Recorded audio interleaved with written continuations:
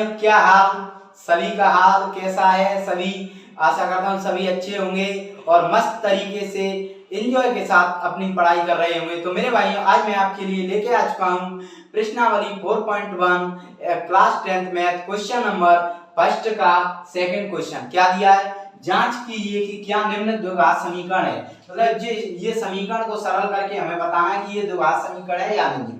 तो मेरे भाइयों, आपको जानना जरूर होगा कि द्विघात समीकरण होता क्या है। तो आइए हम जानें कि द्विघात समीकरण होता क्या है। तो इधर मतलब साइड में देख लेते हैं द्विघात समीकरण। द्विघात समीकरण क्या होता है? द्विघात समीकरण होता है, इसकी कंडीशन द्विघात समीकरण होता है ax square plus bx plus c equal to 0। ये होना चाहिए द्विघात समीकरण। घात 2 होनी चाहिए, क्योंकि दो घात है तो घात 2 ax square plus bx plus c equal to 0। और यहाँ पे एक इंपॉर्टेंट बात होती है, a is not equal to 0, मतलब a का मान 0 नहीं होना चाहिए, क्योंकि आप जानते हो अगर a का मान यहाँ पे 0 रखा तो ये सब 0 हो जाएगा, तो मतलब द्विघात तो ये रहेगा ही नहीं, घात हट जाएगी, तो ये समीकरण द्विघात नहीं रहेगा। ठीक है, तो a का मान कभी भी 0 नहीं हो सकता अगर कोई द्विघात समीकरण है तो। ठीक है, और यहाँ पे a b c है जो वास्तविक संख्या है। आइए इसको अब क्या है हम हल करते हैं, सरल करके देखते हैं कि द्विघात समीकरण है या नहीं। तो मेरे भाइयों, क्या लिखेंगे? हल में लिखेंगे दिया है। तो क्या दिया है? दिया है x square minus 2x equal to कोष्टक माइनस 2 कोष्टक में 3 माइनस x। तो अब इसे सरल करें तो ये x, इसको यही लिखा रहने दो, x स्क्वायर माइनस 2x।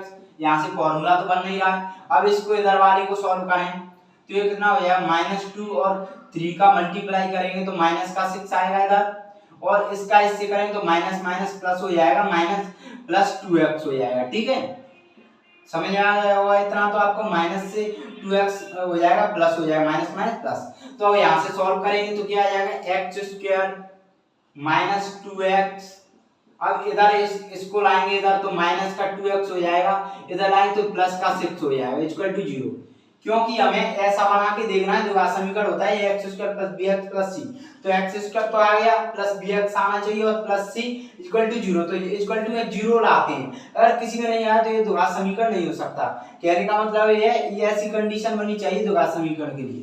तो क्या करेंगे अब यहाँ से x square minus 2x minus minus का 4x प्लस 6। तो आप देख सकते हो ये द्विघात समीकरण लग रहा है ना? नहीं लग रहा है? देखो लग रहा है ना। x स्क्वायर तो ये x स्क्वायर, ये यहाँ पे वास्तविक संख्याएं होती हैं, मतलब x का गुणांक होती है, x का गुणांक है ऐसे। तो x square x square plus bx, तो bx हो गया ये, प्लस c हो गया 6। ये अचर पद होता है हमेशा। ठीक है, ये दोनों क्या होते हैं? ये चर है a और b, और वैसे ये b c वास्तविक संख्या है। ठीक है, संख्या में तो ये बन गया, ये एक जैसा लग रहा है ना, इक्वल टू 0 आ रहा है, तो ये द्विघात समीकरण है। तो लिख देंगे अतः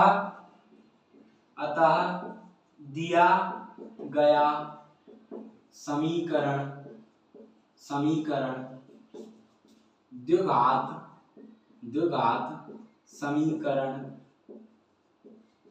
का मानक रूप है। दिया गया द्विघात समीकरण द्विघात समीकरण का मानक रूप है। दिया गया समीकरण है ये द्विघात समीकरण का मानक रूप है। तो मानक रूप ये है, तो मानक रूप है तो क्या है?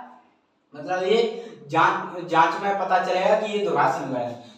अतः दिया गया समीकरण द्विघात समीकरण का मानक रूप है, तब समीकरण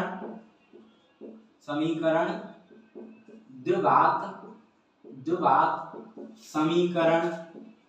समीकरण होगा। ठीक है, ऐसे सरल करके हमें बताना है। ठीक है, ये हमने हमारा सवाल सॉल्व हो गया मेरे भाइयों। तो मेरे भाइयों, अगर वीडियो आपको ये क्वेश्चन समझ में आया होगा तो वीडियो को लाइक करना ना भूलना, शेयर करना ना भूलना, कमेंट करना वीडियो पर, और चैनल को सब्सक्राइब करना भूलना। मैं संजय को धन्यवाद, थैंक यू।